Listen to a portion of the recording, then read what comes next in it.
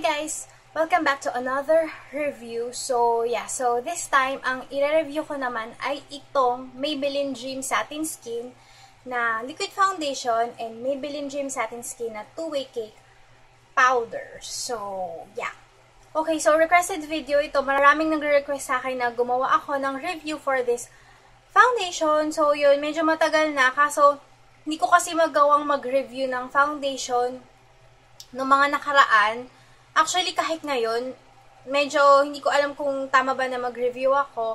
Kasi, ang dami kong breakouts. Meron akong na-try na primer nga na hindi ko napansin na siya pala yung dahilan kung bakit ako nag-breakout. As you can see, meron ako dito sa cheeks. Ayan o, mga pimples na dati, ayan. Isahan natin muna dito sa liquid foundation na to. So, meron siyang sticker dito na ginupit ko siya para ma-open ko. Yun, so yun. As you can see, meron siyang pump, which is a good thing. Sorry, madumi na yung pump kasi ginamit ko nga siya. So, meron siyang takip. Okay, so meron siyang pump. So, this is for 499 pesos. Okay, sa SM or sa Watson, yun, dun nabibili. And, ang shade na binigay sa akin is yung 01. So, yeah, 01. Okay. Nakalagay ito, Air Whipped Liquid Foundation. So, yan. Meron siyang SPF 24 PA++++. So, yan. Maybelline Dream Satin Skin. So, made in China and this is for 30 ml. Medyo liquidy siya yung foundation. And pag blend mo siya sa aking hands, smooth yung yung foundation. Ayan siya. Yung smell niya, wala siyang smell. Ano siya? I think fragrance-free siya. Pero maaamoy mo mismo yung foundation. Yung smell niya, okay lang naman yung smell niya. Alam niyo yung smell nung liquid foundation nila na mineral foundation. Yun yung smell niya. Okay lang siya sa akin. Ayoko kasi nung foundation na masyadong matapang yung smell, yung merong perfume. Eh, di ba hindi siya maganda sa skin? So, ito, so far, okay yung smell niya. As you can see, wala akong nilagay na anything sa aking face. Wala, maski, So, makikita nyo, meron akong pimple scars here, tsaka may mga pimples pa akong natira. I-apply na natin itong foundation na to. So, yeah. Muna sa kabilang side ng aking face. Itong fingers ko muna ang aking gagamitin. Tignan natin kung mako-cover up niya ang aking blemishes. Okay. Okay, liquidy siya. Hindi siya madaling matuyo. Nakakaya ko pa siyang i-blend. Iingatan ko kasi medyo liquidy siya, tapos matagal siya bago matuyo. And yun, pumupunta sa aking hair. Ito siya. As you can see, parang nag-brighten up yung aking face. Basta parang nag-brighten siya. Pero yung pimples ko, ito, andun pa din siya. Natin sa kabilang face using brush. Gagamit ako ng brush sa kabila. Tignan natin kung alin yung mas magandang finish. Show it. So, tignan natin. Kung maganda ang kanyang finish using a brush. Yun. So, ito yung pagkakaiba nila. Using a brush and using my fingers. So, yun. Parang wala naman siyang ganong pinagkaiba. Ngayon naman, try naman natin mag-add ng second layer. Tignan natin kung maka-cover up niya itong aking mga blemishes. Okay, so, konti lang. Hands na lang yung gagamitin ko sa aking buong face. Medyo nahihirapan ako sa brush kasi parang kumakalat siya papunta sa hair ko. Hindi ko alam kung masyadong malaki lang yung brush ko, pero yun. Dahil liquidy nga siya, madali siyang i-blend, pero yung madali siyang kumalat. And then, malaki yung brush ko, so madali siyang pumunta sa hair ko. Madali niyang maabot yung hair ko. Okay, so yun. Na-cover up naman niya ang aking pimples, pero hindi talaga totally. Ito yung itsura niya. Second layer. Sa second layer, ganun pa rin siya.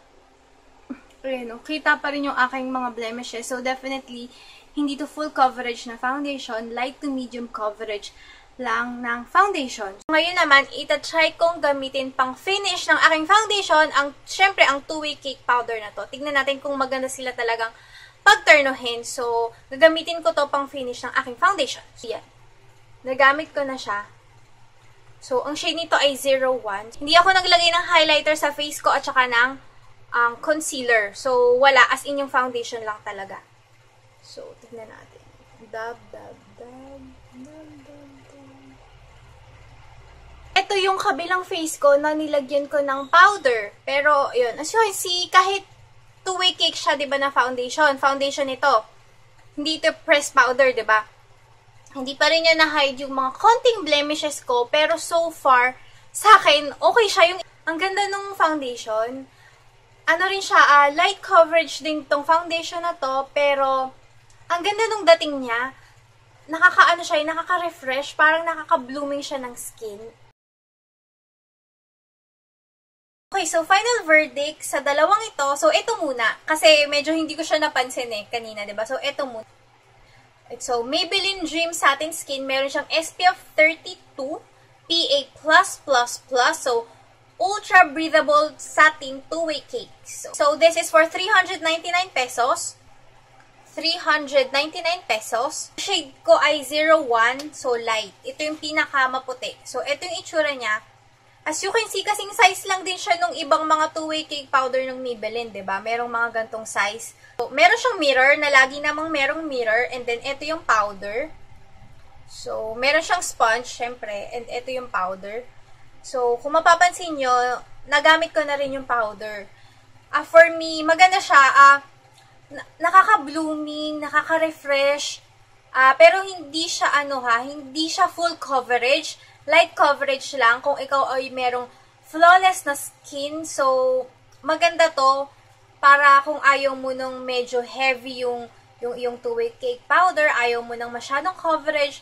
So far, okay to. Lahat naman actually ng powders ng Maybelline is maganda. Actually, wala akong masabi sa powders nila. Kung nag-breakout ako, hindi. So, medyo pricey siya kasi 399 pesos kasama yung compact. So, next naman, for final verdict, ay ito syempre, yung liquid foundation na to. So, yung Maybelline Dream Satin Skin na liquid foundation. So, Air Whip Liquid Foundation. Ang shade ko ay 01. Ito yung pinaka-light sa lahat ng shade. So, kung tatanungin niyo ako kung nag-oxidize ito sa skin, sa akin, sa aking sariling experience, hindi siya nag-oxidize sa skin ko. Kung ano yung first time na nilagay ko to sa skin ko, sa pagtapos ng araw, sa gabi, yun pa rin, yung color ng foundation. Number 2, coverage. Yung coverage niya, light to medium coverage. Basta light yung coverage niya, definitely hindi siya full coverage. As you can see, yung mga pimples ko, kita pa rin siya. Hindi ako nag-concealer kasi nga, di ba, review ito. So, tinest ko kung itong foundation na to ay kailangan pa ba ng concealer o hindi. So, yun. Kailangan mo pa rin mag-concealer kapag gusto mo na totally cover yung mga blemishes mo. Kapag ito yung gagamitin mo. So, yeah, hindi. Kasi, di ba, may mga full coverage na foundation na kahit wala ng concealer, kahit siya na lang, nako-cover up niya yung mga blemishes. So, definitely hindi ito yon. More on na parang siya, alam niyo yung BB cream? Parang BB cream siya, pero mas may coverage ito ng konti para sa BB cream. Kung foundation naman, mas less yung coverage nito sa foundation. Feeling sa skin, hindi siya mainit sa skin, hindi siya mabigat sa face. Yun, parang wala akong nararamdaman na may nakalagay sa aking face. So, yeah, which is a good thing. Kung flawless naman yung skin mo and gusto mo lang ng light lang na makeup, na light lang ng foundation, definitely this is for you. Itong liquid foundation, medyo sticky nga lang siya sa skin, kaya kailangan mo talaga siyang i-finish ng mga powder or ng setting spray. Kung tatanungin nyo ako sa longevity, long-lasting tong foundation na to, pero this is not all controls. Finish niya, hindi matte, definitely parang dewy finish yung finish niya. So, this is great for dry skin to normal skin. Kung tatanungin niyo ako kung magre-repurchase ako ng foundation na to, definitely itong foundation na to, two-way cake powder, definitely magre-repurchase ako kasi ang ganda ng effect niya. Para siyang second skin. And oily yung skin ko kaya ito, two-way cake powder talaga yung gamit ko. Yun. So, sana nakatulong ako sa inyo. So, yun lang. So, thank you so much for watching and I'll see you in my next video. Bye!